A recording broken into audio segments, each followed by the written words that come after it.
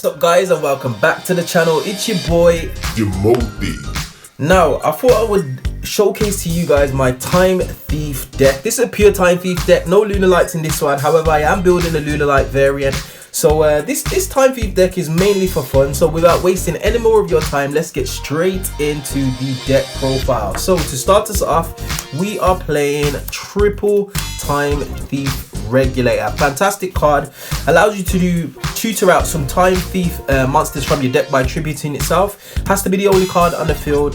This is probably your most critical normal summon, and this is probably the card that you're going to be normal summoning the most. It allows to get 2 monsters on field to make an easy rank 4 play. So very good card. Definitely play at 3. Next up, we are running triple Time Thief Winder. Now what Time Thief Winder allows you to do is when it's normal or special summoned, it allows you to add a Time Thief card from your deck to your hand. Now it can also have a special summoning ability or a special summoning mechanic, whereas it can detach a XYZ material from an XYZ monster you control to special summon itself. So you don't need to burn your normal summon on this card, providing that you've played it correctly. Like I said, it's a combo extender and it allows you to set up some really difficult negate boards for your opponent to get over. So definitely a 3 of Time Thief Winder. Next, we are playing triple Time Thief Bezel Shift. Now, as I said, this is a pure variant, so we're going with maximum Time Thief monsters. Now, with Bezel Shift, what it allows you to do is if it's in the graveyard, you can detach a material from an XYZ monster and special summon this card to the field and banish it once it leaves. But if you didn't know, obviously with the rank 4s, if you can then turn those rank 4s into an XYZ material, officially they've left the field. So the XYZ material will then send it to the graveyard in order to activate its effect, which allows you to then use it again. Obviously it's only a once per turn with that effect, but very useful, and that's the main reason you're going to be using this. You can actually tribute this XYZ monster and attach a material from your opponent's graveyard. However, I tend not to use that too much, mainly because there's other cards in our deck that allow us to do that. But definitely triple Time Thief Bezel Shift. Next, we are playing triple Time Thief Chrono Corder. Now, Chrono Corder is fantastic, allows you to tribute itself on field to make the next battle damage that you take 0. It's also got a special summoning mechanic. I mainly play this mainly for the name. I feel like the other Time Thief monsters are a little bit more powerful. Also, it's got a special summoning mechanic, whereas if it's in the graveyard and you Time Thief monster leaves the field by card effect, you can special summon this card but banish it once it leaves the field. So again, a nice little bit of recursion from your graveyard if you manage to get this in for any reason. Hence why I play it at 3.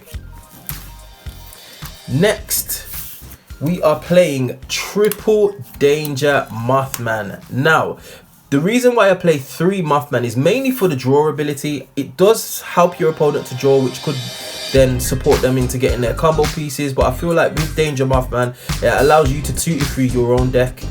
Especially what I found is when I initially played this deck, I felt like the draw power was a little bit lackluster. So I put 3 Danger Mothman and it's definitely helped, along with some of the spell cards, which I'll show you as we continue through the profile. But definitely a 3 of easy special summon, allows you to get some of your Time Thief monsters in grave and allows you to carry on with your plays. Next, we are playing for some cheeky removal, triple Gameciel the Sea Turtle Kaiju. You all know what Kaijus do by now. This is just simple easy spot removal, non-destruction.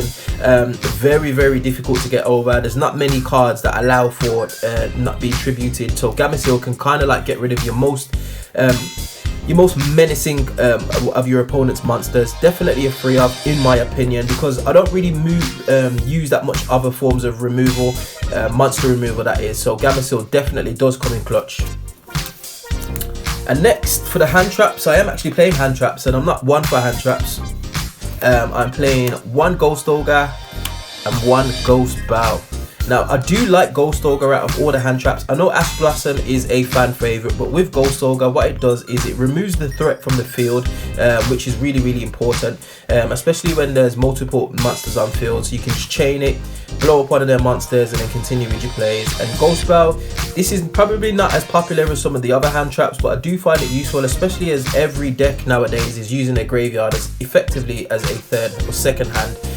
So really useful. Negates anything to do with graveyard, special summoning, adding back to hand. So really useful. And the last monster I play is one XYZ Slide Dolphin.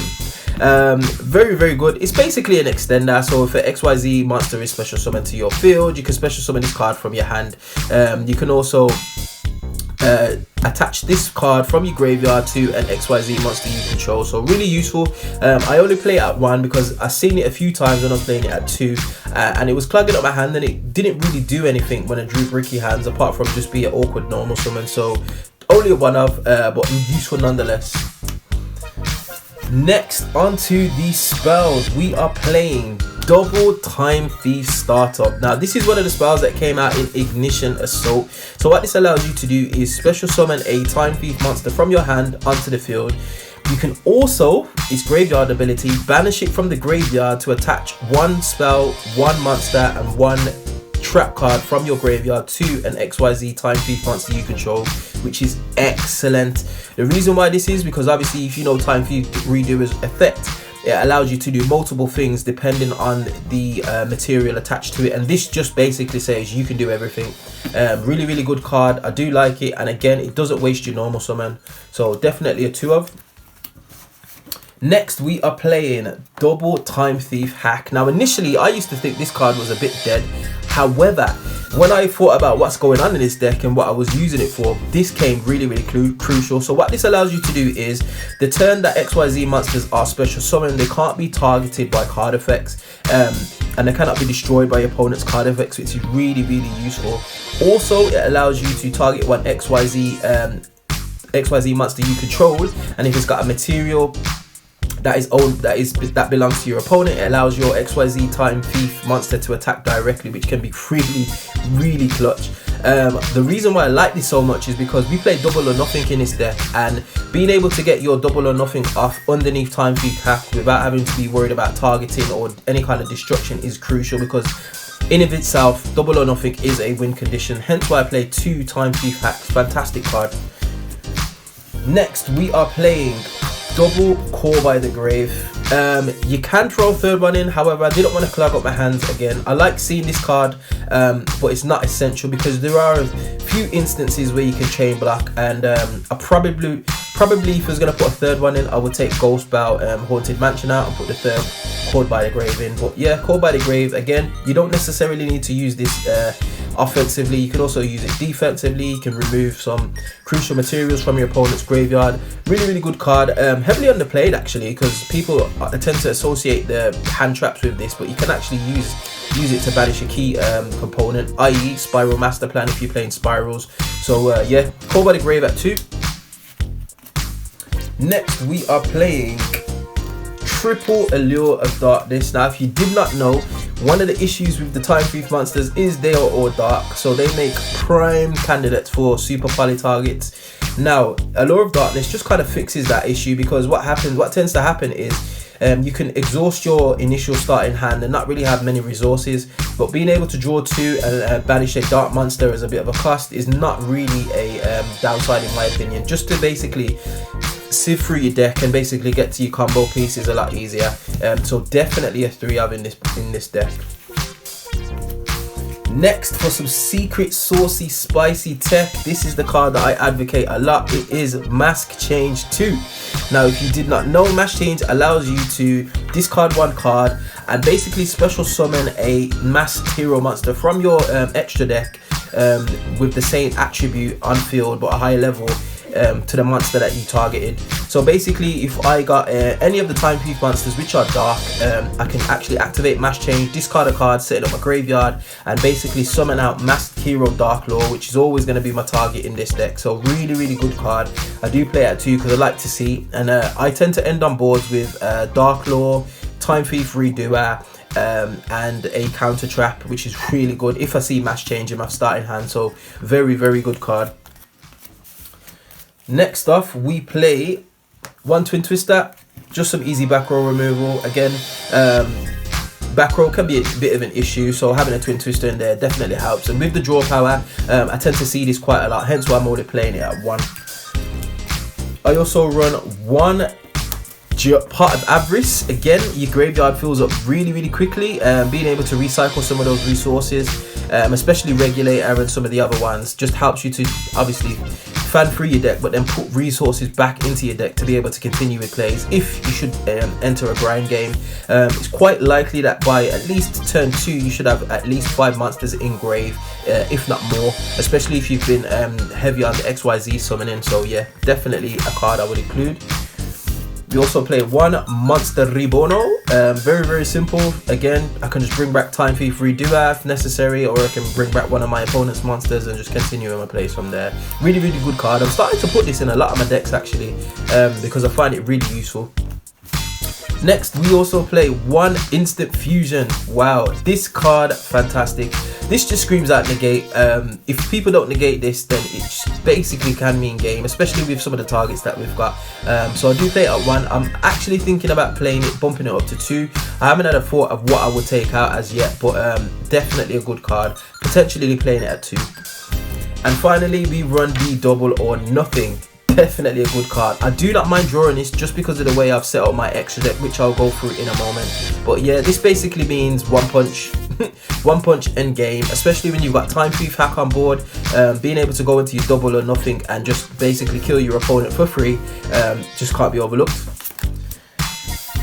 And for our traps, we are running the new trap from the Ignition Assault, which is Time Thief Retrograde. This trap is crazy. So what this allows you to do is, it is a counter trap, so it can only be responded to by a counter trap. So if you're going first, chances are your opponent is not going to be able to respond to this. So basically what this card does is, when a spell or trap card is activated while you control the Time Thief XYZ monster, you can negate that activation, and if you do, attach that card to the XYZ monster you control, which is absolutely fantastic, especially with Time Thief Redoer on field. So that allows you to negate their first spell or trap, or wherever you think the critical choke point is. This card is crazy, absolutely crazy. Stops a whole lot of plays, and just being able to just negate one of your opponent's spells, which is probably what they're going to be playing if you are going first, more times than not. So definitely a 2 up. I would bump it up to 3, but again, I don't like seeing too many traps in my hand because it can make for some awkward hands. Next, we are playing one Time Thief Flyback. This is good. Play this at 2. So allows you to target one Time Thief monster you control and take a card from your hand, deck, or and attach it as material, or graveyard and attach it as material. Fantastic. It also has a graveyard effect where it says target one Time Thief monster you control and take one card from your opponent's graveyard and attach it to your XYZ monster by banishing this card. So really good. Don't mind seeing this in my opening hand, and I also don't mind pitching it to grave off of Twin Twisters, or Mass Change 2, just to be able to use its graveyard effect. Fantastic card. Only run it at 2. Again, I don't want it to clog up my hand. And finally, for a bit of a spicy tech, we run 2 the Phantom Knights of Shade Brigandine. So what this allows you to do is, if you've got no spells, or sorry, no traps in grave, it allows you to basically summon this as a level 4 monster, which is really good, because you can actually use this as a Mass Change 2 target, and you can also use it obviously for your rank 4 plays. And the interesting thing about this card is, it's a monster when it's on field, but when it becomes a XYZ material, it turns back into a trap. Now with Time Thief Redoer, it allows you to spin one card or one face-up card on your opponent's field if you detach a trap card from Time Thief Redoer, which is absolutely crazy. So it allows you to go into Redoer as a monster, then it becomes a trap, and then it allows you to spin a monster on your opponent's field, which is really good. Next, onto the extra deck, we are running 2 Time Thief Redoer. This is the big daddy boss monster. You only need him at 2, mainly because of the other cards that we've got in our arsenal. This card is crazy. If you don't know what it does, please read up on it. It does a multitude of things depending on the cards attached to it. Can banish itself. It could draw a card, and it can also spin a card from the field back to the hand. So really useful card. Definitely run it too. I've got a super here. I'm trying to get hold of another one from my OTS pack, but I haven't been so lucky as yet. Next, for the new card, we are playing 2 Time Thief Perpetua, again came out in Ignition Assault. So what she allows you to do is you detach a material from her to then attach a material to your Time Thief Redoer from the graveyard, which is really good. And this is a quick effect as well. It happens in the standby phase. So you basically get to tutor out what kind of cards you want attached to your Time Thief Redoer. Really good. And it can actually redo it from the graveyard as well. So definitely a 2 of, definitely a defensive card. She can run out of materials quickly, and if she gets infinite impermanent, it is a feels bad. But she's definitely a defensive card, and something that I tend to go into if I don't see a mass change 2 in my opening hand. But very good card nonetheless. Next, for a bit of utility, we are running 1 Castel the Sky Blaster. This is a throwback. I've not seen this in a while. 2 level 4 monsters, basically detach 2 materials and get rid of a special summon monster. Simple as that. Just a bit of removal. Again, this is a rank 4 deck. It's got a bit of a rank 4 utility toolbox, and Castel just helps to support that. Next, we are running 1 number 41 Baguska, the Terribly Tired Tapir. This is just a stall out. Actually, with the inclusion of Allure of Darkness, this hasn't come up so much, but nevertheless, it's still a good thing to go into. It can stall out for a period of time, just so you can get cards into your hand and get combo pieces that you're looking for. So definitely a one-off, can be a real nuisance to some decks. And if you wait and stall out for your Time Thief hack and then go into double or nothing, chances are they're going to have a monster on field that you should be able to get rid of. So very good card. We're also running 1 Abyss Dweller. This needs no introduction. This says no to graveyard effects. You will not be playing from the graveyard whilst this card is on the field. Nope. Very good card. I can't believe it's still I don't think this card can ever get power correct, just because of the nature of the game. So yeah, definitely a one-of in here. Then we are running our Utopia package. So we're running Utopia double, obviously. We're running number 39 Utopia, and we're also running Utopia the Lightning. So Lightning it just helps to facilitate the double or nothing play. So if I see double or nothing in my opening hand, it's not a problem. I can go into Utopia double, and then I can go into Utopia the Lightning. If I don't see it in hand, then obviously I can carry on with my Utopia plays and just carry on doing what I'm doing. So it just allows me to definitely get that double or nothing one shot off. Yeah, really good win condition in itself.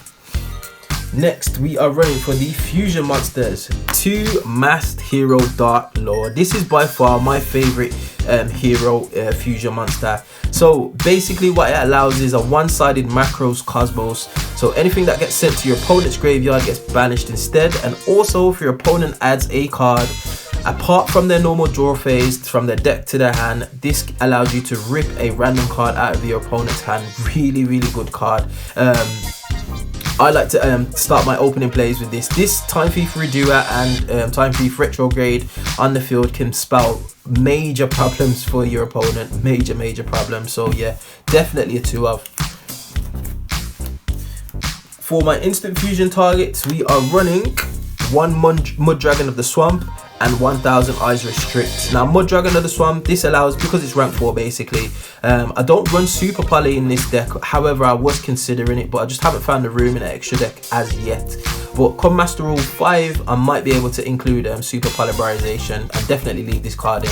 Well, main reason I play this is because it's a rank 4, and with 1000 Eyes Restrict, I use this mainly because to steal your opponent's monsters, but it's basically a negate bait. When you're playing against opponents, they don't want to get their monsters taken, and this does exactly that. So it forces out a negate, and it allows you to just continue with the plays that you were going to make anyway. And then finally, for our last Link monster, we are running 1 Gravity Controller. Now this came out in Ignition Assault, and what I was finding with this is that I was using Time Thief Perpetua, if I can find her, where's she gone? I was using Time Thief Perpetua a lot, and because of the nature of MR4, she was in the extra monster zone. So I was thinking, I need to get rid of her out of the extra monster zone, but I don't play any Link monsters. Then I thought of Gravity Controller. So basically, I contribute Time Thief Perpetua, send it to the graveyard, link off into Gravity Controller, and that allows me to then free up my extra monster zone because it can't be destroyed by a battle. And if it battles a monster in the other extra monster zone, it bounces back both of them back to the extra deck. So just a little bit of a tech. so to speak, and it just helped to clear Perpetua out of the zone. That's if I went into really long grind games, which is not really a thing in this deck, mainly because of the double or nothing plays. But yeah. So ladies and gents, that is the end of the deck profile. What would you do? Would you make any changes to the deck? If you do, let me know in that comment section below. Hope you enjoyed the profile, and I will definitely see you guys on the next video. Peace.